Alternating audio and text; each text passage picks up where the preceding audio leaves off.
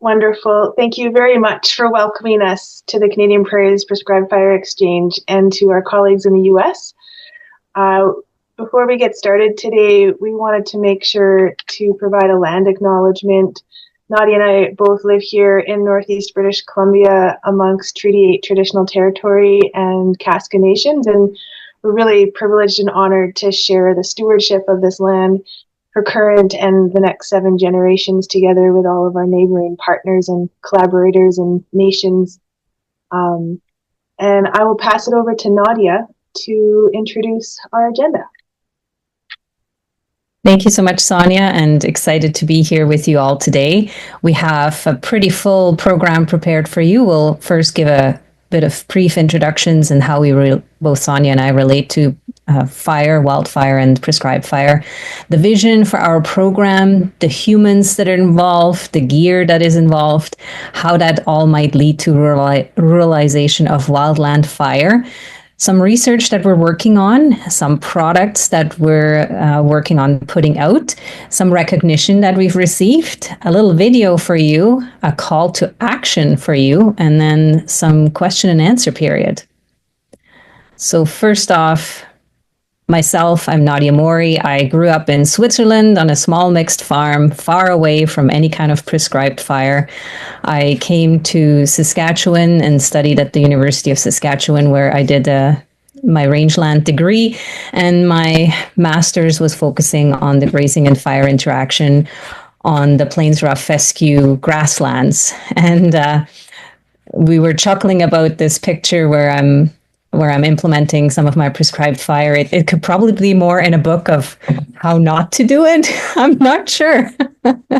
Looking back now, kind of the safety that we usually put in place is a bit more rigorous, but being a young grad student, I felt very confident. So now I work with the Peace River Forage Association as their coordinator. The Peace River Forage Association is a non-for-profit organization working with farmers and ranchers, mostly in forage and pasture land. And we put on extension and demonstration projects to support findings and support the industry. I'm also the extension coordinator for the Peace Region Living Lab, which is a 5-year applied research demonstration together with Agriculture and Agri-Food Canada across the Alberta and BC Peace region. When I'm not busy doing those things, I also got a bit restless as an agrologist. I went back and did a degree in acting, and so I lent my skills to Fast Field Productions, a northern media production company here based in northern BC. And then I also am a grower of microgreens because making good food for our local people is also important to me. With that, I'd like to hand it over to Sonja. Thanks, Nadia. My name is Sonja Leverkus. I grew up in southern Alberta, first ranching, and then in the East Kootenays in the Windermere Valley, where I spent every day on the land with my family. I am a professional agrologist, registered professional forester, and registered professional biologist in British Columbia, as well as an environmental professional across Canada. I have certification with the Association for Fire Ecology as a wildland fire practitioner and fire ecologist. And I have a PhD from Oklahoma State in specializing in pyrrhic herbivory and prescribed fire with Dr. Sam Fullendorf. And I own and operate 2 companies here based out of Fort Nelson, Northeast British Columbia, Shifting Mosaics Corporation, which is an ecological consulting company, and Northern Fireworks, which is a specialized wildland fire company. I've been an adjunct professor in Dr. Jen Beverly's lab at Wildfire Analytics for a number of years, and currently am an adjunct professor at Thompson Rivers University. Fire has actually always been part of my life when I start thinking about it. In 1985, my family and I had moved to southern British Columbia, and that summer there was a big wildfire that occurred on our range tenure. In the background, you can see the burned trees and the burned landscapes, and this is my mom gathering cows that fall. from our range tenure. Our ranch actually served as the base camp of operation, and it's been wonderful, my life in fire, because a lot of people that actually worked on the Fir Mountain fire stayed at our ranch, and so it's a pretty small world. I'm really thankful for the mentorship and learning from those who do prescribed fire, from the guide outfitters here in northern British Columbia. Darwin, shout out to Darwin and Wendy Carey from Scoop Lake Outfitters who joined us on the call today. To the cattlemen, the North and South Peace cattlemen up here who have a legacy of applying good fire to the land, along with First Nations, Indigenous communities, and many scientists. I'm very thankful for the mentorship that has come always in all ways of having fire in my hands and on my mind and in my heart. I think that it's really important to share and to have a vision, especially in wildland fire. And we've been building that vision here in Northeast British Columbia for a number of years. The landscape that Nadia and I are very fortunate to live on is approximately 19 million hectares. And so that's about 11% of British Columbia. And this is a figure from a PhD, which is also in the Global Applications of Prescribed Fire from 2022 in Chapter 2. And we talk about this landscape being pyrogenic, so a landscape that's driven and maintained and born of fire. The shapes here on the figure show the fire history just until 2015, and in the past 10 years, we have had considerable amount of increased wildfires. Along with wildfires comes smoke and evacuations, and still continued application of fire to the land. So this pyrogenic landscape across Northeast British Columbia is very interesting for many of us. We're living in the Pyrocene. I don't know if anybody would want to argue with me on that comment from Dr. Stephen Pine bringing forward, but it's a time in the Earth's history that it's dominated by fire. And so that means that we're living with fire and stretching out at both ends of the year, so earlier in the spring and later into the fall. We're going to share with you this last couple of years, looking back at the start of the 2023 year of fire. And I use that term year of fire or fire year because I personally don't think that we're in fire seasons anymore as we have been historically. I think that our climate has shifted and changed, and now we're into fires that have been occurring for the last 2 years and burning, at least here around us in Northeast British Columbia. In the background is a photo from May 3rd, 2023 at 2:10 when fires started to pop up across the landscape around Fort St. John and south of Fort Nelson. This year of 2023, the fire year started a lot earlier than normal with a lot bigger fires than we usually have. And it also included the largest evacuation alert in the history of British Columbia. That year of fire stretched all the way to September 22nd, 2023. So this is a photo from Dr. Mike Flanagan from the RAM satellite showing northeast British Columbia, northern Alberta, and a bit of northern Saskatchewan and southern Northwest Territories. And the triangle gray looking things are smoke columns, and Nadia just lives just on the bottom edge of that, and I live in the middle of all of that. So this is what it looked like on September 22nd. So typically that would have been at the tail end or the end of the usual normal fire seasons of in 2023. We saw significant fire behavior and fire growth on this day. It was fairly historic for us in Fort Nelson. This is what it looked like. I was on a different fire on this day, and this is my crew coming back in from east of Fort Nelson on the Sierra Yo-Yo Road on September 22nd, coming out of a fire that they had just been working on, which they ended up being pulled off of because of the extreme fire behavior in close to the end of September. Those fires in 2023 dug down deep and became our winter fires, our holdover fires of November, December 2023 into January, February, March, April, May, and getting into May 2024. So we documented this with numerous interactions with the media, and these photos were taken by my ops chief Sheldon Udorf and Caleb Bigfoot from Prophet River First Nation who were working in the bush. And even as cold as -20, -30, we were still seeing smokes all through the winter. Those fall 2023 fires started rolling into our spring 2024 fires. On May 9th, 2024, at the Fort Nelson Airport, I documented the first cumulonimbus in Canada in the fire year of 2024. And just for perspective, it's members of our search and rescue team in the yellow facing eastward to one of our fires that really stood up that day. So that was May 9th, and then on May 10th, 24 hours later, the Parker fire ignited, and I live at the bottom of that black column of smoke, along with many of my family and community and crew members. That became the Parker Fire G90267, which we were on for 64 days as a fire crew, and it's just 5 minutes from my house here. I share this with everybody because I'm sure there's folks on the call who have been in similar situations when fire comes knocking at our door. On May 10th, probably at about 2 o'clock in the morning between May 10th and May 11th, this is what it looked like just a few minutes from my home, where fire was moving across the Musqueam Valley as a crown fire and coming towards our community. Fortunately, it did take a turn.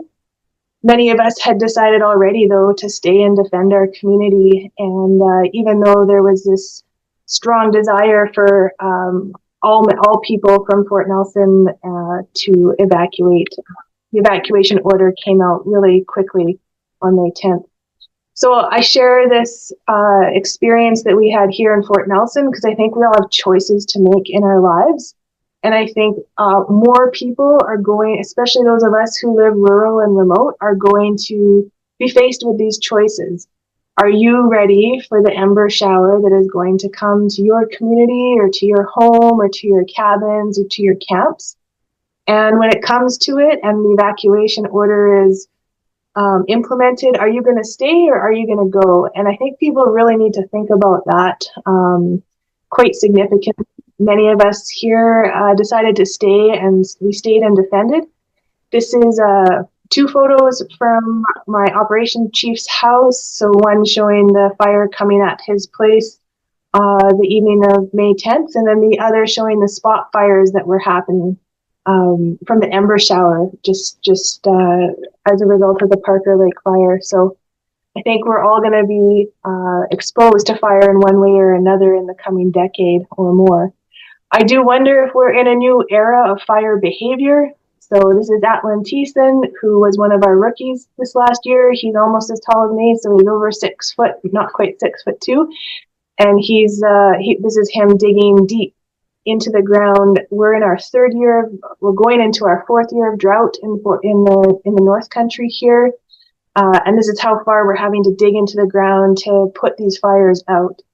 It does make a person wonder, and after spending a lot of time in this situations like this photo, if the boreal biome is starting to shift or has shifted, and what the ecological effects are of these wildland fires. And here we are in 2025, where Northern British Columbia, we were the hottest place in Canada and BC in January for a couple of days, and our fire year of 2025 is here already. So we're living in this Pyrocene, on this pyrogenic landscape, and we have developed this vision for Northeast British Columbia for our wildland fire program, whereby we are supporting and developing rural incident management teams with trained intermediate wildland fire leaders spanning multiple valleys and communities from Aitken all the way up to Toad River and all the way in between, supported with gear and trained crew who also do prescribed fire and are partnered in research on the interaction between fire, grazing, soil, and carbon dynamics, and who all contribute to fire absorbent landscapes, with neighbors helping neighbors and tactics and operations led by provincial and territorial response agencies like BC Wildfire Service and the Government of Northwest Territories, who we would be working under them. We are very committed to this vision because we believe and we know that there's simply not enough humans in Canada or in British Columbia to deal with the current and projected amount of fire. more humans are needed, particularly in April and September and October. And especially humans that are able to work really hard and long days on the fire line. My crew and I joke that we only work half days. That's because 12 hours is half of 24, and we're typically working 12 hours plus a day on the fire line. In British Columbia, we usually have about 800 BC Wildfire Service crews. So those are initial attack crews and para-attack and RAP attack. Those are supported by 1,500 contract crew members. So like our crew here, we're type 3 wildland firefighters, and there's also type 2. So we just really feel that we need more people. It's obvious when we get into these years of fire broadly across our landscape, that we need more people. So we asked ourselves, how can the people of the North build capacity and ability to fight wildland fire? This is where the roads with Sonja and myself started crossing, as we had ideas on how we could train more humans. And in 2022, we had the first opportunity to receive some funding through the Beef Cattle Industry Development Fund and lots of volunteer support to put on 2 schools, one in Hudson's Hope and one in Eris. And we offered certification in S100, Basic Wildfire Suppression, S185, Wildfire Entrapment Avoidance, and the Basic Incident Command System 100. After that, we secured some more funding last year, and Sonja really went to town and put on 7 schools, training some First Nations members at the West Moberly First Nation. We had 4 schools in the Buick area and 2 schools in Eris, training over 170 people and 2 babies, because you got to start them young. That's how it is. And now we have a quick feedback from one of the participants. We felt, rather than us gushing on, maybe how effective or not effective the training is, we would have one of the participants share a short testimonial. Sonja, if you want to just dial up that video.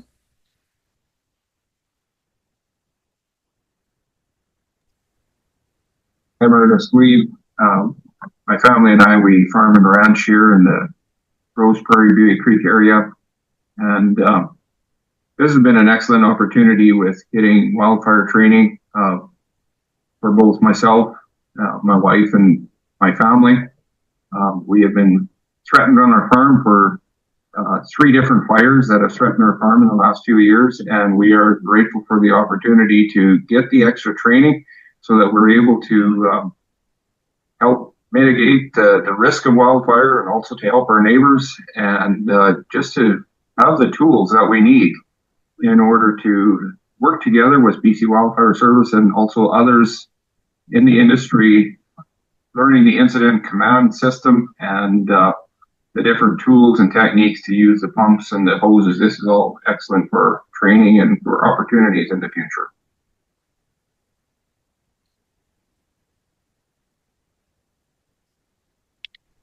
So as you could hear, he was talking about himself, but also his wife and the children, and that it's really important to get a whole range of people trained.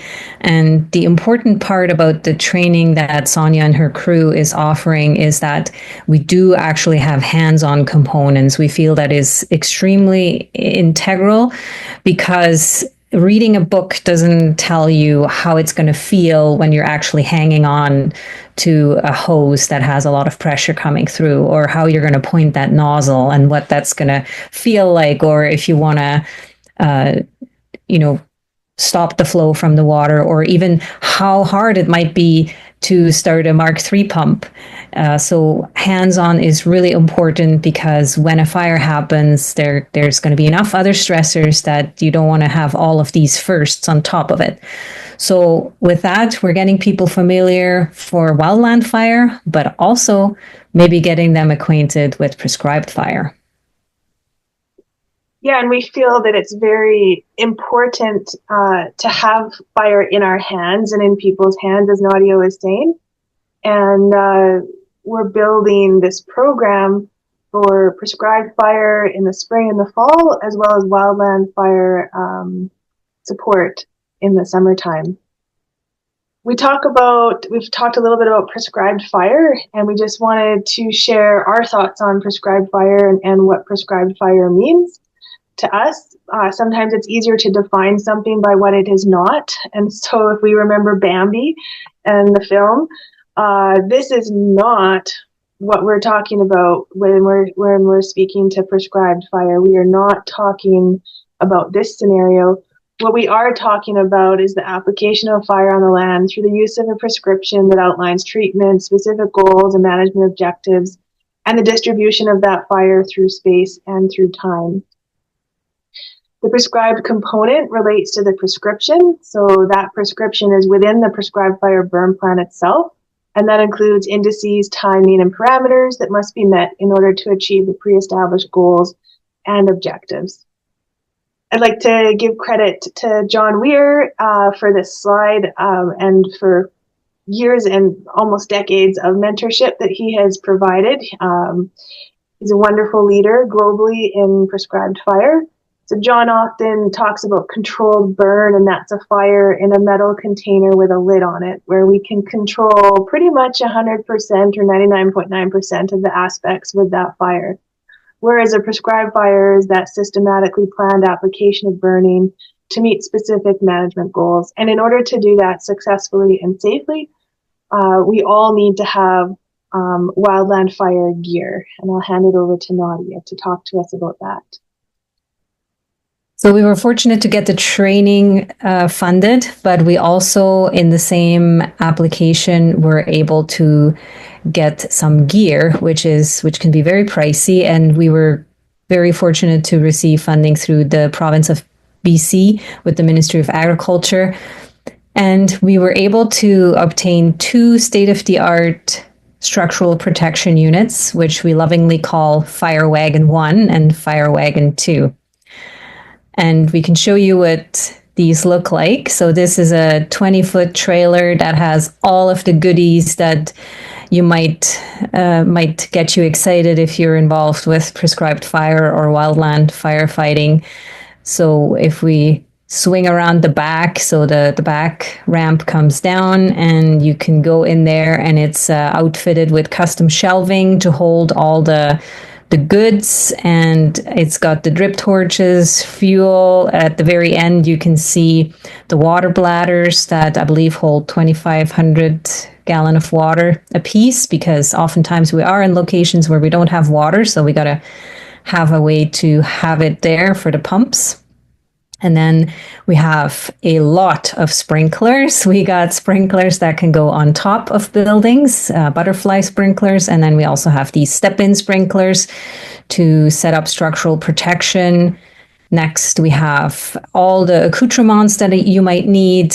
These are the three-way valves, hard to say, and all the other jewelry that you might need. And then, of course, next we have the all-important Mark III wildland fire pump.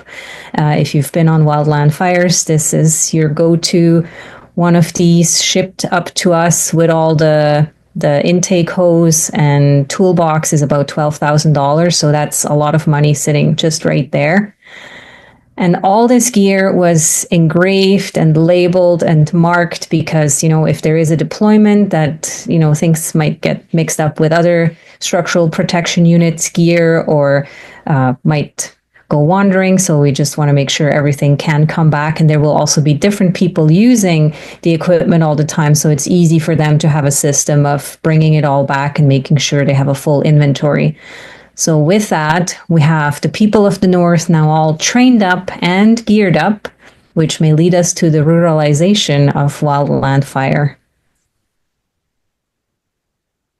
Yeah, thanks, Nadia. And so don't Google the term ruralization of wildland fire because we made it up. That just speaks to putting fire back into the people's hands and really taking charge of ourselves here as we're remote and rural communities. We're building this program to be prepared with training and good gear, as Nadia has mentioned, and to support fire-absorbent landscapes through the application of prescribed fire, with fire as an ecological process, and some folks may term it as a tool, but it is an ecological process across this landscape. As well, part of our goal is to contribute to the regional strategy of time since fire, so the distribution of fire across Northeast British Columbia. Simply put, we talk about burn it, graze it, and be ready for it.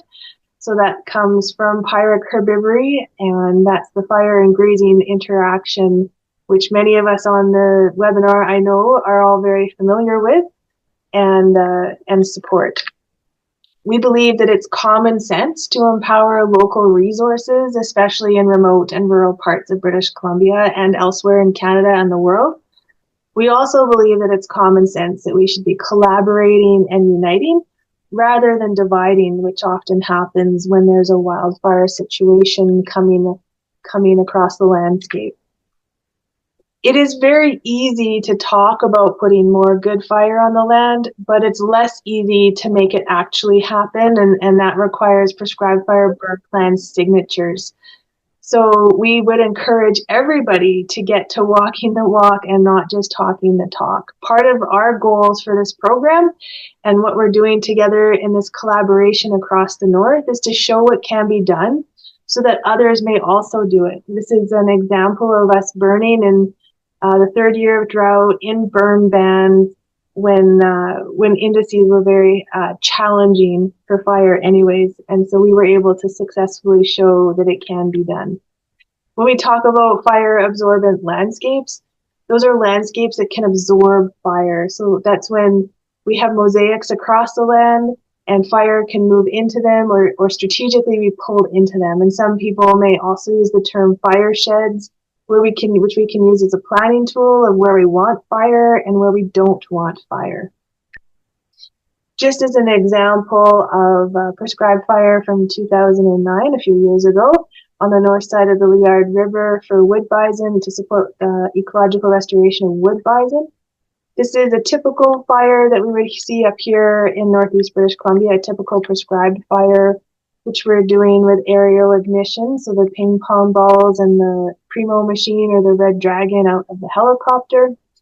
And this concept is to use spot fires and spot ignition to create and support the mosaics across this landscape. So as the fires start to burn further and start stretching uphill, we see the spots starting to join together, and that results in already a nice patchwork that evening and the next morning. And just a few months later, especially here in the boreal, where we don't have very much darkness in the summertime, we see a great flush of vegetation, which is high in crude protein content, highly accessible and palatable to livestock and wildlife as well. When we think about fire here in the north and globally also, we know that fire creates a shifting mosaic, so the patchwork pattern across the landscape, and this is actually close to where Scoop Lake Outfitters have their guide outfitting territory. This is out in the Kachika on the west side of the Kachika Valley, and we can see that this fire moved across the landscape. And when fire does move across the landscape through space, across the land and through time, it results in heterogeneity, which, as we know, that's the differences in vertical structure, distribution, and composition of vegetation, which has been successfully argued in the literature as the critical root of biological diversity. Here in the north, it's all about time since fire, so the number of years or months since the last fire burned, and the number of times it has been burned through space and through time. However, even though I'm sure there are many of us on this call that are on that same wavelength, there still remains resistance for good fire and for the application of prescribed fire to the land, and Nadia is going to share with us a little bit about that. So we know that a lot of research has been conducted around prescribed fire. We have a fairly good understanding what happens in these different ecosystems, whether it's the tall grass prairie all the way up to the plains rough fescue where I did my master's, or even up here in the boreal. But one question that we felt was still missing and is maybe more coming to the forefront now, where we're more concerned about climate change impacts and carbon sequestration, is what happens to the soil carbon during a fire and then especially after a fire. We can kind of know that when we see a fire, there's this big plume of smoke, which a lot of people will get kind of anxious about and maybe sense that there's a lot of carbon being lost. And that probably is true. But the other piece to that question would be what's happening afterwards. Because like Sonja was just showing in these slides, we have that rapid occurrence of regrowth. And that would also mean that a lot of carbon is being brought back into the soil horizon, especially when we're doing a prescribed fire where we're only impacting the very, very top of the soil and we're never having any intention of burning into the soil. So the research that we were able to line up really wanted to look at kind of, or had three reasons why we wanted to look at it and help along that resistance, that, or help reduce that resistance that's still around prescribed fire, because we have a lot of farmers and ranchers that still want to use prescribed fire as an important tool as part of their management strategies, especially in our landscape where we have a lot of woody encroachment and also just older pastures that maybe haven't seen any good impact for some time and have quite a bit of buildup. We also have many of our nations here and probably in other areas of Canada and other places as well that still want to see fire on the land, and it has been part of what they've been using to manage the land, to bring about edibles on the landscape or manage the wildlife population for hunting purposes, whatever it might be. There is definitely an interest in having fire back. So we feel our research can also support our Indigenous colleagues. And then just the wildfire reduction. If we have more intentional prescribed fire on the land, we can maybe prevent some of those very destructive wildfires that we're now experiencing more and more. So it did take us quite some time, but after persistence and many late night grant writing evenings, we were able to secure funding from the Beef Cattle Research Council, from Agriculture and Agri-Food Canada through their SCAP program, and the BC Hydro Agricultural Compensation Fund to support this 3-year research. With that, we have 4 sites that we look at for ranchers and also a community pasture that's joining us. 2 more in the North Peace region, that's the Thiessen Ranch and the Halfway River location, and then 2 more in the, well, one kind of in the middle Peace in Hudson's Hope, and then one in the South Peace with the Bear Mountain Community Pasture. During this research, we look at various things. So obviously the soil carbon is one of our big interests. And we're also looking at the soil microbiology, how that might be changing, because that might inform us on how the soil carbon is changing, the vegetation before and after the fire. And then, of course, confirming some indicators like forage quality, because I'm also still dealing with farmers and ranchers who want to know if this is going to support the productivity of their pastures. And out of this research, we wish to share a number of products. The first one being just to showcase the good fire on the land through the at least 4 prescribed fires that we put on the land. We have already implemented 2 and hope to implement the other 2 pretty soon here this spring. We've prepared a checklist for ranchers, which is just about ready to go to the printers and should be available on our website at Peace River Forage Association if you're interested. So that is to help the farmers and ranchers get through that administrative burden or the maybe intimidating pile of paperwork they have to go through to get a burn permit. So we want to make it more accessible to them. We're doing a Mythbusters fact sheet, which is also just in the final stages of production, kind of just doing some education on what may be perceived ideas around prescribed fire and what's maybe more actual reality. We are doing some videos, both showcasing the process of the burning, but also, again, maybe some myth busting along the way. We're doing webinar series. We're on one right now. We've done a series of 3 as well through the Peace River Forge Association. We did a pasture walk last year, and we'll do another pasture walk this year, so we can showcase, on the ground. People can come and look what it looks like after a few months after a fire. We're doing mentorship. Mainly, we're trying to focus on First Nations having an opportunity to come in.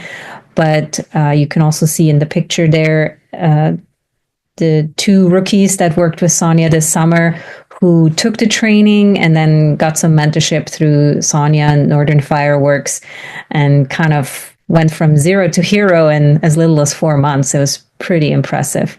We do have a project website at the Peace River Forge Association dedicated to this project, where we update like any kind of publications or videos or updates or final reports that will be coming out of this project. So if this is of interest, please follow us there. And to kind of get your... Oh, I'm ahead of myself. We did receive some recognition as well. Again, it took us a while to get the project off the ground because, as probably many on the call can relate, it's not the simplest task to get support for going and putting fire on the land. But once we did it, we did stir quite a bit of interest. We had CBC reach out, and they did a lovely program on What on Earth. It was an interview out in the pasture with the support of a generator and the Starlink, where Dr. Sonja Leverkus and one of our ranchers, Jack Thiessen, were sharing their experience with the project. And then that kind of led to both Sonja and Jack being invited to the Senate as witnesses in the discussion around the wildfires following the Jasper fire. So that is also available online if you'd like to see that. There was some really good information shared. And then we had CBS out of California reach out to us. They were interested in those fires that last all winter, the holdover fires. Unfortunately, they ended up with their own fires in their hands, so they weren't able to come up this winter, but it was still pretty neat to get interest internationally for our little Northeast BC project. And to kind of whet your appetite a bit more about our project, we have a brief video that Sonja will dial up for us.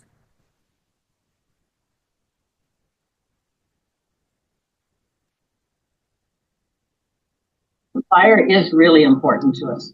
Our ranch is over 100 years old, and we've used fire to help keep the grazing lands open. It also provides a way to safeguard certain areas. We rely on fire, and we need to be able to put it on the land.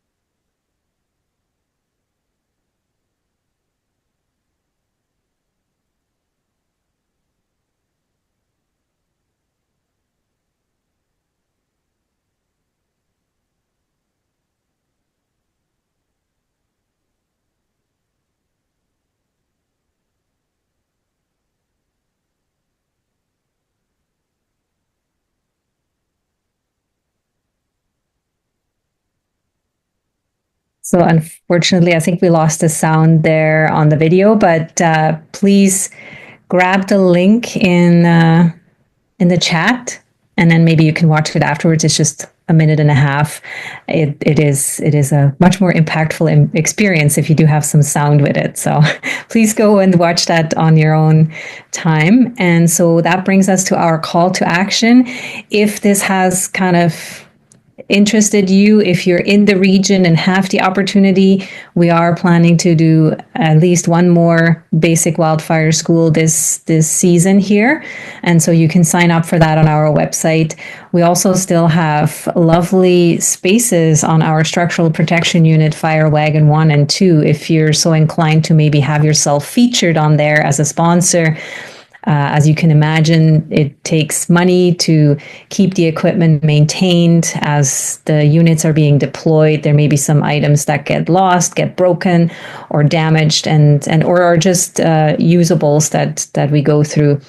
So if that is of interest to you, please reach out. And if you have taken the training and are interested in being part of our next prescribed fire that we might be doing on our research sites, you can also sign up for that, and we will let you know when it's happening, and you can come and join us hands-on. So we want to thank again all of the all of the funders and sponsors as well, but our funders that were part of helping us implement the schools, get the gear, and now do this 3-year research project. And I want to extend a huge thank you to Sonja Leverkus, because she's really the research brain behind all this, and I could certainly not do this without her. So thank you all. Thank you also, Nadia, and thanks. We see Georgina clapping. And it's a great honor for me to be working closely with Nadia and the Peace River Forage Association and all the producers in Northeast BC who have joined in. So yeah, we're really excited about what the future holds for all of us. And with that, we'll hand it back over to Roy. We're very happy to answer questions, and we'll just stop sharing our screen now. Perfect. Amazing. Thank you so much, Nadia and Sonja, for presenting this topic today. It seems like we don't have questions in the chat yet. But in the meantime, I have a couple of questions for you. It's really interesting that you mentioned that you are providing training opportunities for people and putting fire back into the land. I wonder if you have found or experienced any challenges when trying to involve more people into the wildland fire management.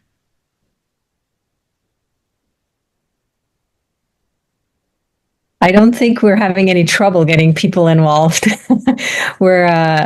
I feel, and maybe we could have expanded on that in the presentation. I would say a lot of our farming and ranching community naturally probably wants to stay and defend, even though sometimes that's quite frowned upon. But you can also understand that when your livelihood is being threatened, that you might decide to stay. And that was one of the big reasons Sonja and I wanted to collaborate, that we could empower them at least to be safe while doing it, and also have the necessary certification that allows them to stay behind and have more legs to stand on when they want to stay behind. And also that we can maybe change that notion that, you know, only the government organization can come in and take care of a fire, that we can have the rural community be part of it and use them as a support. Like Sonja said, there is not enough people to go around.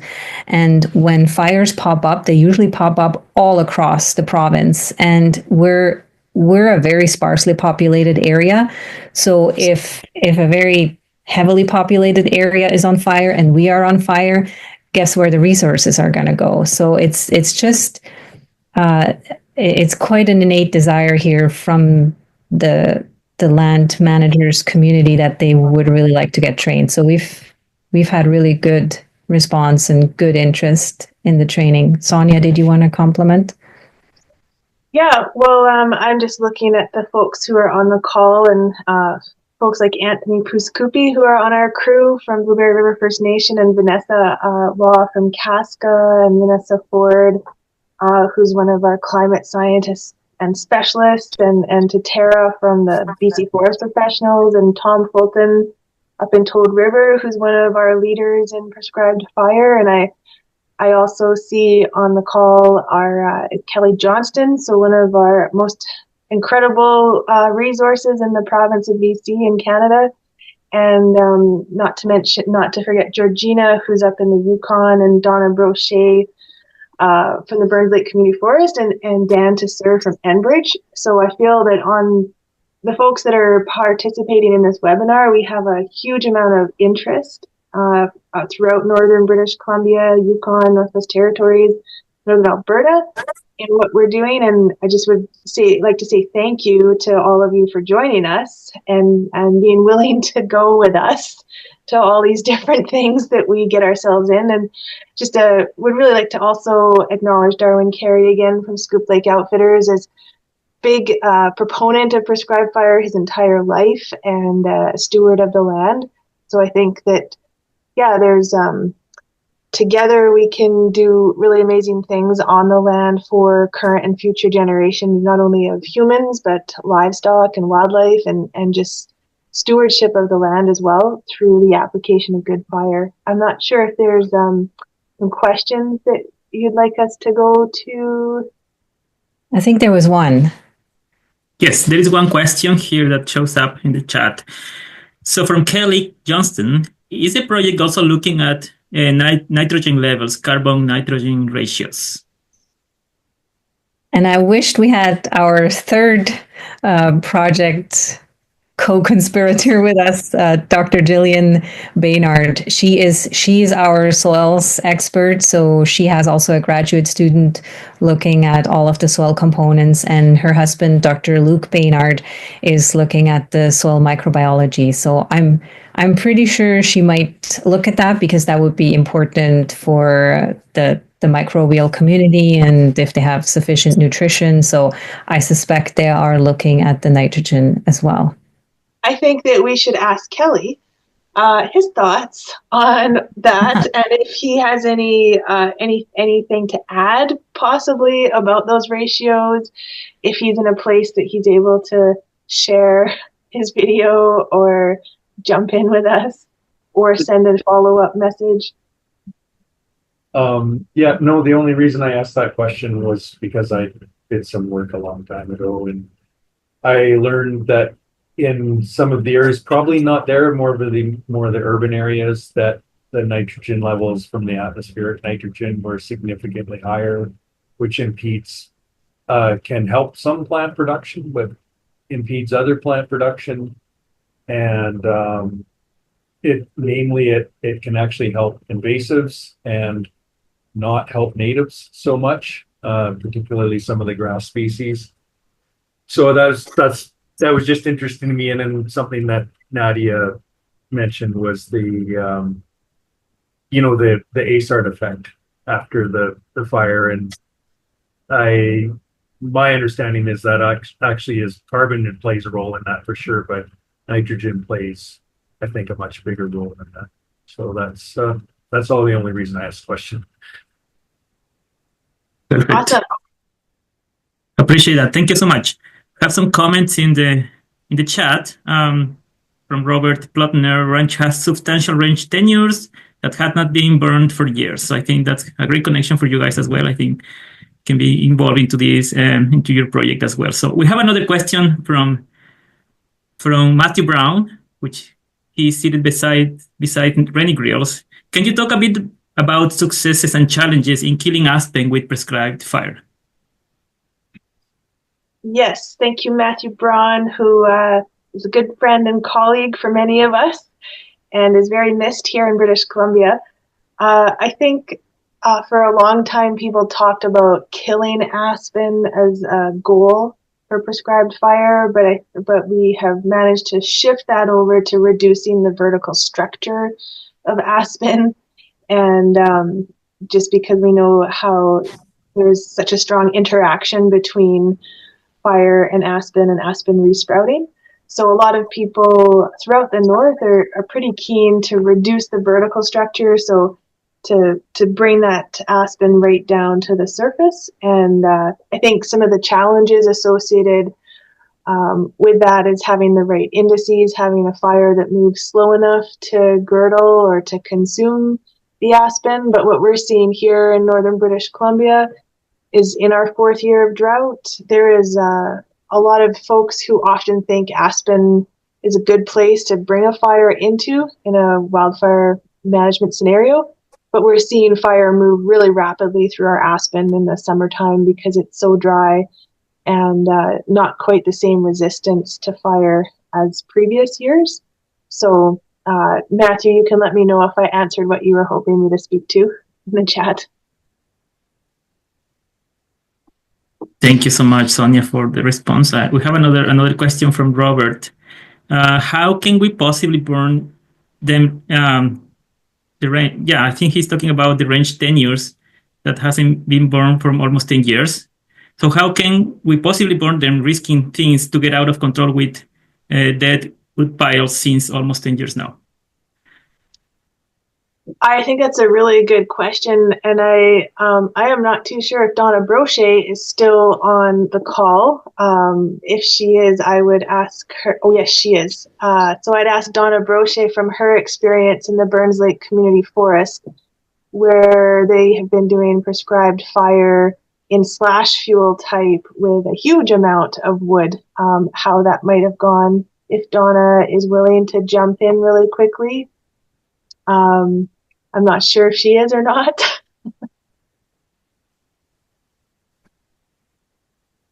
Oh, she might not be able to. So I can maybe respond a little bit. So I think it's really important when we think about prescribed fire that we remember we're the ones that are lighting and dropping the matches and using the ignition devices. And so there's ways that we can control the fire intensity by how much fire we put on the land, how wide the swaths are, how much fuel we use, working with our wind and other conditions. So I think that there's definite ways, I think there's ways to burn just about anything except rock, snow, and ice. Yeah, thank you so much. It's weather dependent, right? So, yeah, so thank you so much. We have another question. What are some strategies for fireproofing communities? Maybe Nadia, I can maybe suggest a couple of things. So I don't know if I would use the term fireproofing just because I think that as we saw what happened in California and we've seen in other places, communities and our infrastructure actually also can become a fuel. But I think there's a lot of work done in the US and in Canada on fire smart and being fire wise. I think that using the fire and grazing concept is a great way to reduce fuels around our communities. Nadia, do you have anything to add to that?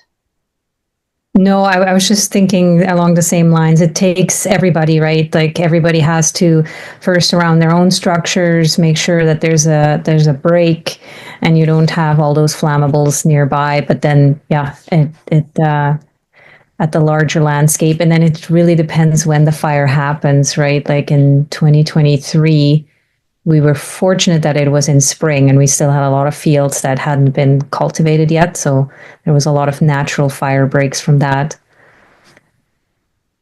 Perfect. Yeah. Thank you so much. Is there any software or GIS tool that you use to determine best areas for prescribed fire?